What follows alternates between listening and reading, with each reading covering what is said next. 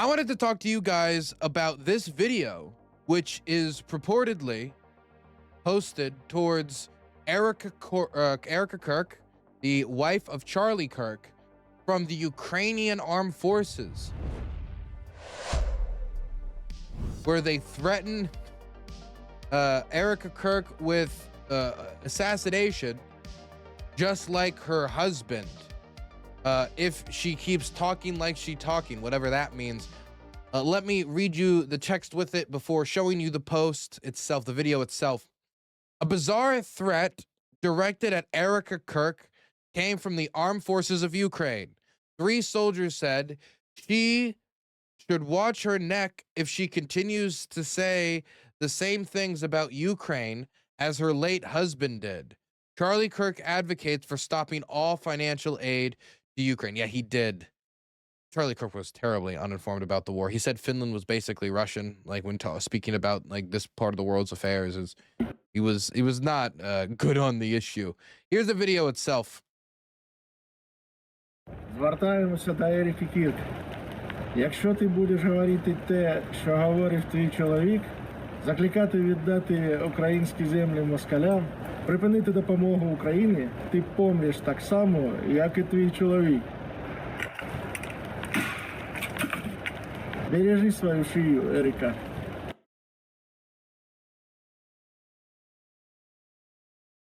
So this video is bizarre. And let me just be blunt with you. I'll skip all the theatrics of saying, oh, is it? It's not real. Not real. I immediately saw it and I knew it's not real. And I knew that it carried all the signs of the work of a Russian disinformation unit by the name of Storm 1516. Now, before I get into Storm 1516, I'll point to some telltale signs as to why I think this is fake. Number 1, their accents. They sound like the most Russian who have ever Russianed in the history of the people of Russia.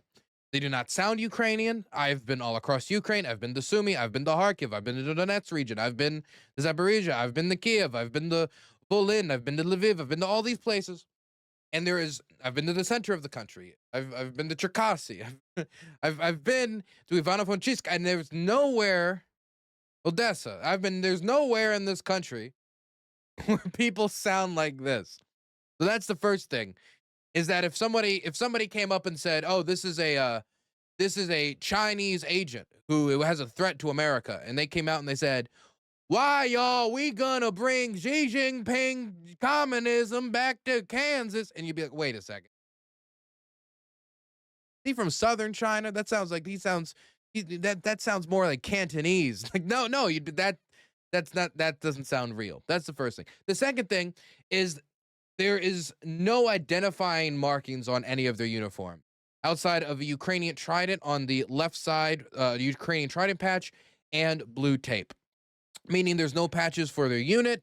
There's no video markings for some Telegram channel or some like source as to where this video could have been the original source of. So them recording this video with no marking on their bodies that can indicate what unit they're from, so somebody could verify it, with an accent that could just be described as not Ukrainian, while in a completely undisclosed location. And when I say undisclosed location, I mean, look around. This is a forest TM. There's no sign what region they're from. And so really this could have been filmed anywhere in the world. And so all these things brought together, on top of the fact that, I could maybe excuse not having the unit markings or like some logo in the corner or like or like it not being a discernible location, if this was maybe a cell phone video taken by some random person on their phone and they released on their 7-follower Telegram account. But this looks highly produced. The audio, from what they're saying, is really clear. Like, they have good mics. The camera work is fine. It stays stable. Whoever put this together looks like they had an idea of how to compose their shots. And so all of this comes together to produce the markings of a disinformation video. And this isn't the first video of this style designed to turn American conservatives against Ukraine. Here's some other videos that actually, some other examples of this I wanted to show you. Here is a video reposted by the Patriot Oasis. TM, of course, trademarked. Holy, the United States has sent Ukraine 182.8 billion in aid. You want to know what's funny? This is from March of 2025. The Russian disinfo account and the alternative media's regurgitating their propaganda. Because, by the way, Jack Posobiec and Candace Owens have republished propaganda like this that is made by disinfo units like Storm 1516, Storm 1679, Storm 1099, all producing different variations of fake news content. They have reposted it on their social media accounts. So it's not just random accounts. It's also people of some credibility reposting it because either they fall for it or some actor gets it in their feed. That's what the Tenet media scandal was all about at the end of the day. The United States has sent Ukraine 182 billion. Oh yeah, the reason I was bringing that up is because this Russian disinformation op is still more accurate about the amount of aid that Ukraine has been sent than the United States government, because Donald Trump says it's 350 billion, like blatantly more than doubling the amount. Isn't that crazy? Isn't that crazy that the Russian disinfo somehow is more accurate when it comes to aid amounts than Donald Trump? Anyway, in aid, and this is how they send their appreciation, by placing Trump, Musk, and Vance's heads on sticks and setting them on fire. Again, look at all of this. Forest, undisclosed location. Soldiers, faces marked. You can't identify them as any particular soldier. No identifying markings. Нам не потрібні такі союзники. And very stable camera footage. It's not as wide. It doesn't look like it's as good of a camera. The audio's not as good. But again, a lot of telltale signs of a disinformation video. Нам не потрібні такі союзники, як ви. Трамп, Маск, Венс, Рубіо, Грем. Ви заплатите за свою зраду.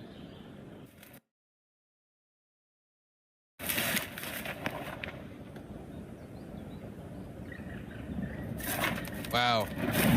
Can I just tell you, as an American, I'm very offended. And, you know, I was thinking about this, and I think I've finally decided Ukrainians should just all be destroyed now. I never considered it this way before. You know, I thought about a lot. I thought about the war a lot, but I never thought of it from this perspective. Горите ви в пеклі, іуди. Okay, so one may ask, as another indicator for this is a disinformation video, what might drive a Ukrainian squad, not one soldier, but a whole squad of soldiers to come together and produce propaganda against this, knowing that a lot of American aid is, you know, is life-saving for Ukraine, that Ukraine at this period was fighting really hard to convince the West to provide aid. And I've been in these trenches, you know, and a lot of these soldiers will speak about what they think about Trump or what they think about the current administration, like under their breath when the press officers aren't looking, because they're really on top of not having something that could create a PR scandal. Another thing that doesn't make sense here is if these people were going to put so much effort into like making this display of targeting individual American politicians, burning the American flag, why would they keep Lindsey Graham on this list? Lindsey Graham is probably the most pro-Ukraine Republican in the Senate from a position of influence. Like, out of all these people, like, he's definitely the most pro-Ukraine. Why would he be included in this? And this is not the last example. I'll just show you one more being reposted by Russian disinformation account of Che Bowens. Ukrainian soldiers burn an effigy of Donald Trump. They're protesting that the billions of the U.S. sent came too late. Most of it won't come at all, but the Kiev and Washington elites will get their cut while ordinary Ukrainians will go to the grave. Go to the grave. All of these have a common theme.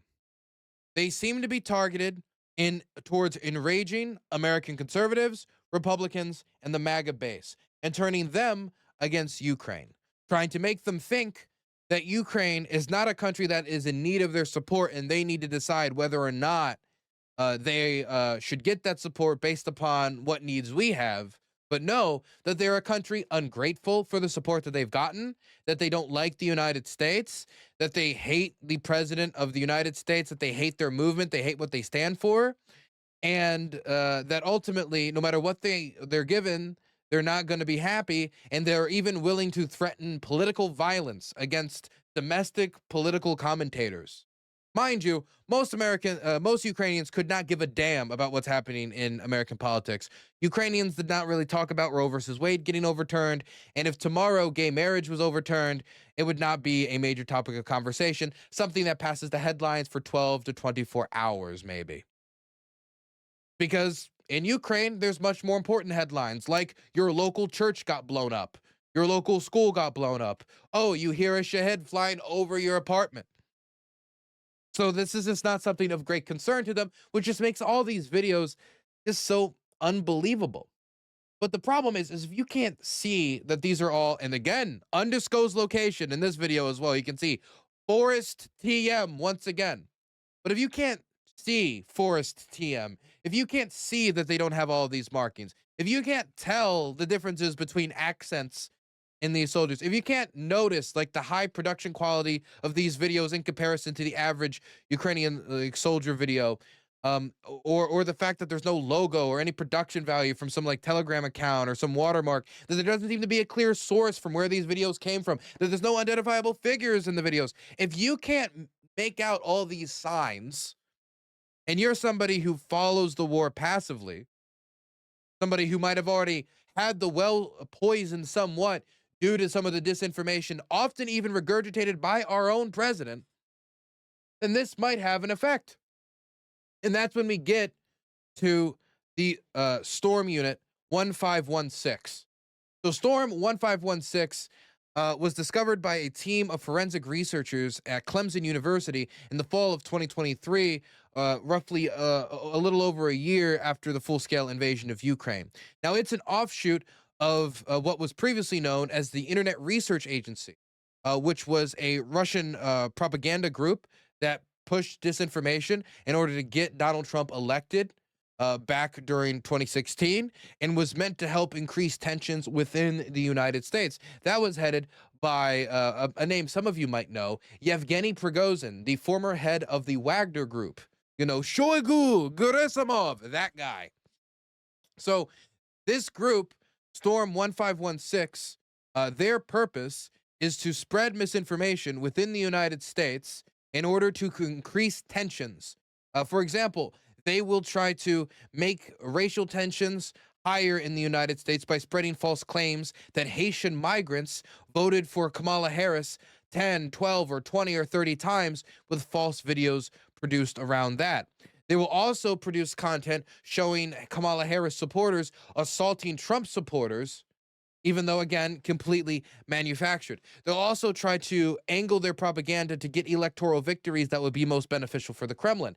They were actually one of the original source for a video for an accusation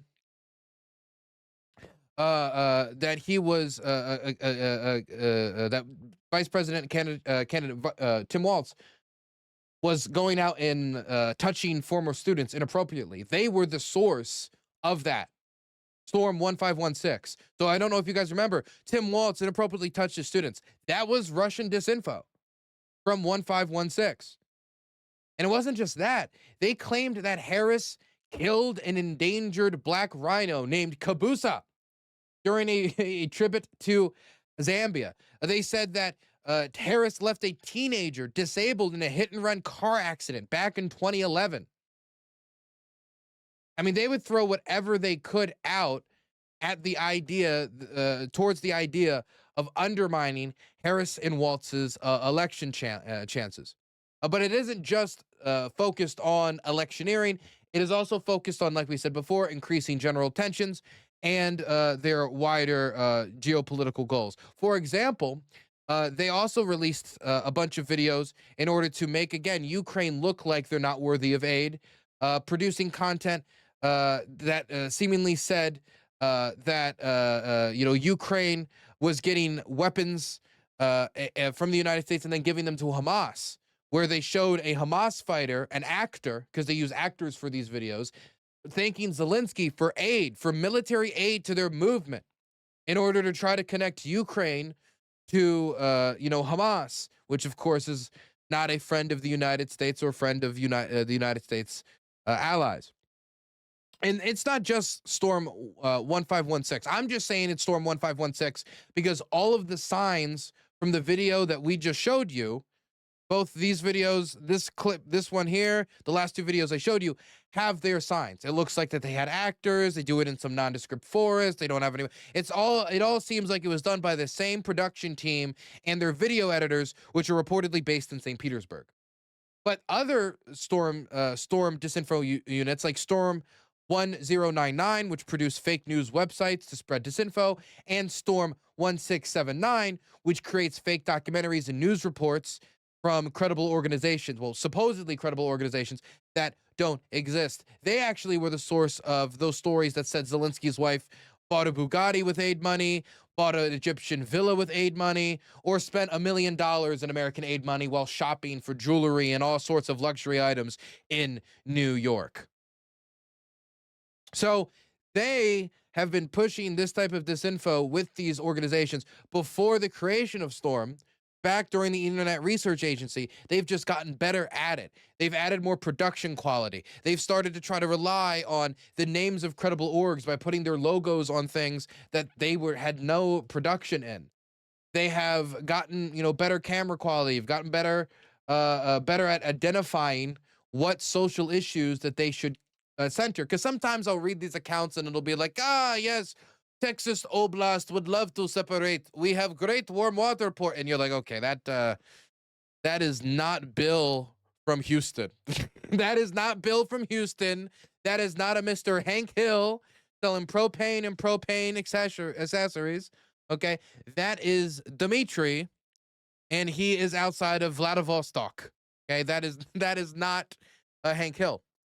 But they have utilized their knowledge of American pop culture and American social political issues to try to attune it more succinctly. For example, at the start of the full-scale invasion, when Vladimir Putin was making his big speech about invading Ukraine, he gave a shout out to J.K. Rowling and the pressure that she had gotten from the trans movement in order to try to make those appeals to this international conservative movement and this idea that Russia was engaged in this moral crusade and fighting for Christianity. And considering how much Donald Trump is trying to frame himself as a fighter for Christianity around the world in places like Nigeria, where he's threatening military action right now, I can understand where that logic came from. But they've also recruited more Americans. For example, like this fella right here. This is John Dugan. John Duggan. Freudian slip. This is John Mark Dugan. He's a former police officer and U.S. Marine. He moved to Russia back in 2017, and he helps create fake news websites for the Russians to produce content to catch up American media consumers. He's also is one of the sources for those videos of Kamala Harris supporters supposedly attacking Trump supporters, and that video of that Haitian man supposedly voting for Harris multiple times, where reportedly the purpose of these videos was not only to compromise the Harris campaign, but also to increase racial tensions in the United States. Alexander Dugin's book, The Foundations for Geopolitics, which is still taught in the Russian officer schools, did say that increasing racial tensions in the United States would be towards Russia's strategic end, because we would be too distracted trying to stabilize our internal situation to deal with the geopolitical situation of Russia reasserting itself in Europe, Central Asia, or elsewhere. This was also one of the sources for those videos of supposedly, tearing up ballots for Donald Trump and the type of election rigging that can help undermine Americans' trust in their own election systems. So this type of propaganda has gotten more refined, and they have gotten to the conclusion that producing propaganda for Americans would probably be more effective if they were able to use more Americans for this propaganda. That's why tenant media was a thing. That's why a lot of times this propaganda is not just centered on looking believable to the layman who might not be able to identify the things that we identified today, but is also maybe believable to right-wing commentators in the alt media space, with a lot more people being able to report the news now, including those who might not have as much media literacy when it comes to identifying disinfo, whether they can get them to repost it. like Candace Owens has done, like Jack Posobiec has done, like Benny Johnson has done. And of course, everybody who took money from Tenet Media, which was Russian financed. So I think that they have refined it not only by recruiting Americans to try to more acutely aim at our social weak points, but they have also tried to launder the reputation of Republican and right-wing commentators to try to get them to republish and repost their disinfo to give it more credibility, to get their audiences and to get their viewership to sign on board through them reposting it. And maybe not, when I say sign on board, believe it. Sign on board to the bullshit. And it is the job of these commentators to get better at their information hygiene in order to not republish it. A lot of them don't care enough, so they won't. Some of them don't care at all. And some of them, I would say, might even have motivations, especially when you talk about somebody like Chabe Bowens or possibly even Benny Johnson, to republish that misinformation because the big crazy story, the hyperbolic story, will ultimately get them more clicks than the less hyperbolic story. And if there's a market for people looking for anti-Ukraine content, they can make money serving up that anti-Ukraine content. And boy howdy, were the Republicans like, I said Republicans, Freudian slip. Would the Russians like to serve them up the content for them to repost? If there's a market for it, the Russians would like to subsidize it. We need to be more vigilant, guys. We need to be more vigilant. I think one of the best questions you should ask yourself when you see some of these videos is why? Why would somebody make? Because if it doesn't pass that first hurdle, probably fake. Before you even get into any of these other identifiers. But hope you guys can use them in the future. A curd is a curd.